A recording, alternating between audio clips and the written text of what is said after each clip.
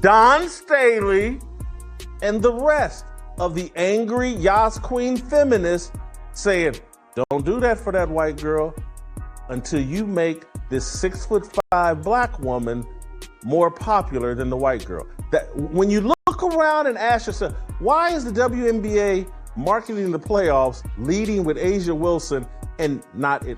Kelsey Mitchell, not Caitlin Clark. Why? Why are they? No, you're white. You have to stand in line. They're about diversity, equity, and inclusion. This is insanity what they're doing to Caitlin Clark. It's bad business. It's short-sighted. When this woman exits the playoffs, the WNBA playoffs are over. That sound you just heard? It wasn't just the squeak of sneakers on hardwood or the buzz of an arena crowd. It was the unmistakable crack of a system collapsing under the weight of its own arrogance. It was the sound of a league that had been handed salvation on a silver platter and then chose to throw it away. For months, fans were told to believe in a miracle. The so-called Caitlin Clark effect was supposed to be the story that saved women's basketball. Ratings skyrocketed. Arenas that once couldn't fill a single section were suddenly sold out. Networks that barely mentioned the league were now promoting it in prime time. A rookie from Iowa had done what decades of corporate campaigns, sponsorships, and political slogans could not. She made millions of people care about the WNBA. But here's the part they didn't want you to notice. Beneath the sold-out games and record-breaking viewership numbers, something else was happening. Something darker. A quiet resistance was forming. Not from the fans, but from inside the very system that was supposed to protect and promote her. While Caitlin Clark was drawing historic attention, powerful forces were quietly working to keep her in check, to remind her and everyone watching that this was their league, not hers. And now the illusion has shattered. With Clark's exit from the playoffs, the mask has come off. What's left isn't a feel-good story of a rising league on the verge of a breakthrough. It's chaos. It's rebellion. It's a meltdown so severe that the very existence of the WNBA has been called into question. This isn't a minor ratings dip. It's not just fans moving on after one player's season ended. What we are witnessing is an unprecedented boycott. Millions of viewers walking away in unison, convinced that the league they were told to support never really wanted them there in the first place. And the most shocking part? The WNBA did this to themselves. So today, we're pulling back the curtain. We're going to trace the rise and sudden implosion of the Caitlin Clark effect, uncover the corporate decisions that sabotaged their own star, and expose how an agenda buried beneath the surface may have doomed the WNBA's biggest opportunity in history. By the end, you'll see why this isn't just a setback, it's a self-inflicted wound that may never heal. When Caitlin Clark stepped onto a professional court for the first time, the numbers told a story that no amount of spin or corporate messaging could deny. She wasn't just another rookie adjusting to the speed of the game. She wasn't just a promising talent with a college following. She was the WNBA. Every metric, every broadcast, every arena attendance sheet pointed to the same undeniable truth. Caitlin Clark had single-handedly dragged an entire league from irrelevance into the national spotlight. During the regular season, the difference was staggering. Games that featured Clark and the Indiana Fever averaged nearly 1.2 million viewers, a number that rivaled primetime coverage of established men's sports. Without her, that average plummeted to less than 400,000. Think about that. One player, barely months removed from college, tripled the league's audience overnight. No marketing campaign had ever come close. No carefully scripted WNBA commercial had ever delivered this kind of bump. This wasn't hype. This was a revolution. And the entire sports world was watching it unfold. Sponsors noticed. Broadcasters noticed. ESPN, a network that had often buried the WNBA in off-hours coverage, suddenly put Fever games front and center. Headlines labeled her the rookie sensation, the savior of the league, and women's basketball's golden ticket. And in a way, that's exactly what she was. She was the spark that transformed a niche product into a cultural conversation. But the true scope of her impact became clear during the playoffs. Facing elimination against the Connecticut Sun, Clark's Game 2 matchup shattered records. More than 2.5 million viewers tuned in on ESPN, making it the most-watched WNBA game in the history of cable television. To put that in perspective, this wasn't just a big night for the league, it was a seismic event. That one game outdrew NBA regular season matchups, MLB games, and even certain NFL broadcasts competing for airtime. It was proof, undeniable and historic, that Caitlin Clark wasn't simply moving the needle, she was the needle for the WNBA. It should have been a dream scenario. They had momentum. They had the attention of casual sports fans who had never before cared about the league.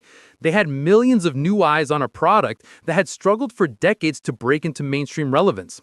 With the playoffs just beginning, the stage was perfectly set for the WNBA to ride the wave of Clark's star power deep into the postseason. It should have been the turning point. It should have been the moment the league finally broke through. Instead, it became the moment everything started to unravel. The numbers prove Caitlin Clark was the league's lifeline. But numbers alone don't tell the full story, because while she was breaking records off the court, something else was happening on it, something her fans couldn't ignore. From the very beginning of her rookie season, the tone felt different. The physicality directed at Clark wasn't the kind that comes with normal competition. It felt excessive. It felt personal. Night after night, viewers watched as Clark absorbed hard fouls that seemed to cross the line between toughness and hostility. Elbows caught her ribs, defenders bodied her with unusual force, and the referees often swallowed their whistles. For some, it looked like a rite of passage, the welcome to the league treatment every rookie has to endure. But for millions of fans tuning in, it felt like something more. A deliberate attempt to humble the very player who was dragging the league into relevance. The tension boiled over during the playoffs. In a pivotal matchup against the Connecticut Sun, a single moment turned into a viral firestorm. Midway through the game, Janai Carrington's hand struck Clark across the face, leaving her with a visible black eye. Officially, it was ruled accidental. Both players downplayed the incident. But fans weren't convinced. Clips of the play spread like wildfire across social media, slowed down frame by frame, analyzed from every angle. To Clark's supporters, it looked intentional, a targeted jab that the league conveniently brushed aside. Hashtags accusing the WNBA of failing to protect its biggest star trended within hours. Amateur sleuths dissected the footage like detectives working a crime scene. Even neutral observers admitted the optics were terrible. The face of the league had been hit, injured, and left largely undefended. And that was the real issue. Whether or not Carrington meant to do it, the perception was clear. Caitlin Clark was being singled out, and the league wasn't stepping in to shield her. For fans who had just discovered women's basketball because of Clark, it was a shocking introduction to the culture of the WNBA. They didn't see a league embracing its star. They saw a league standing by while she was battered on national television. The incident became more than just a foul. It became a symbol, a rallying cry for those who believed Clark wasn't just competing against opponents, but against an entire system that didn't want her to shine too brightly. To her growing fan base, the black eye wasn't just a physical mark. It was proof of a larger betrayal. This wasn't just any athlete. Clark wasn't an unknown prospect grinding her way through obscurity. She entered the WNBA as the most talked about college athlete of her generation, men or women. For 4 years, she was appointment television. Every time she stepped onto the court for Iowa, networks saw surges in ratings. Every time she played, arenas filled with fans wearing her name. She was a phenomenon that even casual sports fans couldn't ignore. And yet, when it came time for Nike to seize the moment, the silence was deafening. No blockbuster commercial, no signature shoe unveiled in the spotlight, no campaign celebrating the arrival of the most marketable rookie since LeBron James. Instead, fans tuned into Clark's playoff debut and noticed something almost insulting. She was wearing Kobe Bryant sneakers, relics of the past, instead of a shoe with her own name on it. To longtime sports watchers, the contrast was jarring. When LeBron entered the NBA in 2003, Nike was ready. He had a signature shoe before he even played his first professional game. He had commercials running non-stop, billboards plastered across cities, and a marketing machine that turned him into a global icon overnight. Caitlin Clark, meanwhile, had delivered the same lightning-in-a-bottle effect for women's basketball. And the response was nothing. Fans started asking why. Why would Nike, the most powerful sports apparel company in the world, sit on its hands while Clark was rewriting the history books? Why weren't they flooding social media with highlights, turning her into the face of their brand? Why were they treating her like just another rookie instead of the once-in-a-generation star she clearly was? The answers that started to emerge only deepened the outrage. Reports suggested that Nike's hesitation wasn't about logistics, and it wasn't about timing. It was about politics, specifically protecting the standing of another Nike athlete, A'ja Wilson, the reigning WNBA MVP. According to insiders, Nike wasn't eager to throw its full weight behind Clark because doing so risked overshadowing Wilson, a player the company had already invested heavily in. In other words, it wasn't that Nike didn't see Clark's value, it's that they saw it as a threat to someone else. For Clark's growing fan base, this was the ultimate betrayal. Here was a corporation with the golden opportunity of a generation, the kind of athlete that could sell out merchandise lines, drive record profits, and expand their reach into entirely new demographics. And instead of seizing it, they were dragging their feet, seemingly more concerned with internal politics and image management than actual business. The irony was painful.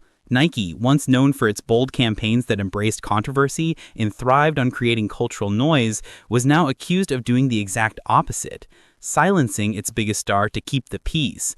Rather than capitalizing on Clark's meteoric rise, they appeared to be intentionally sidelining her. And every day that went by without a commercial, without a shoe, without a visible campaign, fans grew more convinced that this wasn't incompetence, it was deliberate. By the time Clark's rookie playoffs arrived, the narrative crystallized. She wasn't just being targeted by defenders on the court, she was being targeted by the very corporations that stood to benefit most from her success. To her supporters, the message was clear. Caitlin Clark wasn't being celebrated. She was being managed, held back, quietly pushed aside in favor of an agenda that had nothing to do with basketball and everything to do with optics. And when her team finally fell out of the playoffs, the frustration reached a breaking point. For millions of fans, it no longer felt like Clark had simply lost a game. It felt like the league and its most powerful partners had wanted her to lose. For weeks, the signs were building. The bruises on the court, the silence in the boardroom, the quiet whispers that something wasn't right. But it wasn't until Caitlin Clark's playoff exit that everything boiled over. To her fans, that game wasn't just the end of a rookie season, it was confirmation of what they had feared all along. The league didn't want her success. Almost immediately, the backlash erupted. Social media, once filled with highlight clips and celebratory hashtags, turned into a battlefield. Caitlin Clark's supporters flooded Twitter, Instagram, TikTok, and fan forums with one unified message: enough was enough. They weren't just disappointed in a loss, they felt betrayed by a system that seemed determined to dim her spotlight. The phrase spread like wildfire: if she's out, we're out. It wasn't organized by influencers or scripted by marketing teams. It was organic, raw, and fueled by emotion. Fans who had never watched a WNBA game before Caitlin Clark were now declaring a boycott, swearing to turn their TVs off, stop buying tickets, and withdraw their support from a league they believed had disrespected the very player who made them care in the first place. It wasn't just anger, it was personal. These fans had invested their time, their money, and their passion into a league they never thought they'd follow, all because of one player. And in their eyes, that league had repaid their loyalty with arrogance. They saw Clark battered on the court without protection. They saw Nike silence her off the court without promotion. And finally, they saw the WNBA's playoff spotlight shift away from her the moment she was eliminated. For millions, that was the final straw. The rebellion wasn't subtle. Hashtags calling for a boycott trended for days. Comment sections under WNBA highlights turned hostile, filled with Clark fans declaring they were done watching. Memes mocked the league as irrelevant without her, and comparisons to minor league sports flooded timelines. The message was clear. The WNBA wanted Clark's value, but they didn't value Caitlin. And it wasn't just online chatter. Broadcasters noticed it. Advertisers noticed it. Ratings would soon prove it, because while the WNBA tried to pivot its marketing toward its established stars, the new audience they had just gained had already walked away. They weren't interested in the carefully scripted narratives. They weren't interested in a league that seemed to punish its own phenomenon. They were only interested in the player who made them tune in. And when she was gone, they went with her. This was the moment the rebellion truly began. Not as a formal protest, not as a coordinated campaign, but as something far more powerful. A collective decision by millions of ordinary fans to close their wallets, change the channel, and never look back. And the impact would hit faster than anyone expected. Rebellions are easy to dismiss when they live only on social media. Angry hashtags trend every day, and boycotts are often more noise than action. But when millions of Caitlin Clark's fans declared they were walking away from the WNBA, they weren't bluffing. Within days, the proof arrived, not in speculation or conspiracy theories, but in numbers so brutal they couldn't be spun. Cameras cutting to angles that avoided showing just how sparse the crowds had become. The playoff games that were supposed to capitalize on Clark's momentum now looked like preseason exhibitions. The optics were devastating. The Caitlin Clark effect had been real, and without her, the illusion of growth collapsed in plain sight. Online, the backlash only intensified. Fan forums mocked the league as unwatchable without Clark. Memes spread, calling the playoffs the chase for the golden toilet, a cruel but effective nickname that captured the mood perfectly. Social media users joked that you could hear conversations in the stands because there were so few people left to make noise. The anger wasn't fading. It was solidifying into contempt. Even worse for the league, the sponsors had noticed.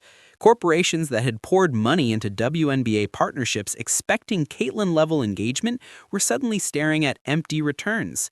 Millions spent on ad campaigns were now tied to broadcasts half the size of what was promised. For the first time in years, executives began openly questioning whether investing in the league was worth it at all. Inside the fan community, the whispers grew louder. We're not coming back. It wasn't just a temporary boycott. It wasn't just frustration that would fade over time. For many, it felt final. They believed the WNBA had shown its true colors, that it wasn't interested in meritocracy or star power, only in maintaining control. And once fans lose faith that a league is fair, that its stars are celebrated rather than suppressed, that trust is almost impossible to rebuild. The result was a harsh, unavoidable reality. The WNBA wasn't just in decline, it wasn't just losing momentum, it was unraveling. What was supposed to be a historic turning point had turned into a slow-motion implosion, one that even its biggest defenders could no longer deny. And as the league stumbled forward, trying to spin headlines and control narratives, a darker question loomed over everything. Had the WNBA already destroyed its only chance at true relevance? The numbers prove it. The crowds vanished, the ratings collapsed, advertisers panicked. And the very institutions that had been saved by Clark's presence found themselves staring into the void she left behind. What was supposed to be a moment of triumph has become a symbol of self-destruction. A league that chose politics over profit, hierarchy over growth, and resentment over relevance. The Caitlin Clark effect wasn't just real. It was the WNBA's one true shot at salvation, and instead of seizing it, they squandered it. Now the question hangs heavy. Can the league recover from a collapse of its own making? Can fans ever forgive what they see as a deliberate betrayal? Or has the WNBA